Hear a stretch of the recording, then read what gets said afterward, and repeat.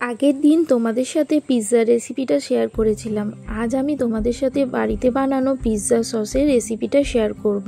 তোমরাও খুব সহজেই সসটা বানিয়ে ফেলতে পারবে। তার জন্য জলের মধ্যে 4টে টমেটো দিয়ে ঢাকনা চাপা দিয়ে 10 মিনিটের জন্য সেদ্ধ করে নেব। 10 মিনিট পর ঢাকনাটা খুলে নিয়েছি। দেখো টমেটোগুলো সেদ্ধ হয়ে গেছে। এবার টমেটোর খোসাগুলো ছাড়িয়ে টমেটোটা ভালো করে পেস্ট করে নিয়েছি। এবার কড়াইতে সাদা তেলে প্রথমে রসুন কুচি, তারপর পেঁয়াজ কুচি দিয়ে বেশ ভাজা ভাজা করে নেব। তারপর টমেটোর পেস্টটা দিয়ে দেবো। সামান্য একটু জল মিক্সির বাটিটা ধুয়ে দিয়ে দেব।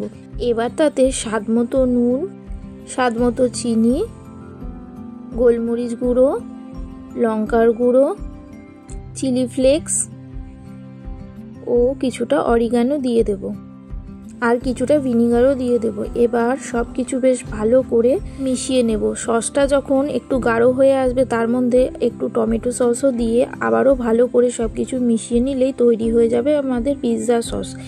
এবার এই পিৎজা সস দিয়ে তোমরা যে কোনো ধরনের পিৎজা তৈরি করতে পারো এবং অনেক দিনের জন্য স্টোর করে কাচের কন্টেনারে ফ্রিজে রাখতে পারো। ভিডিও ভালো লাগলে অবশ্যই চ্যানেলটা সাবস্ক্রাইব করবে।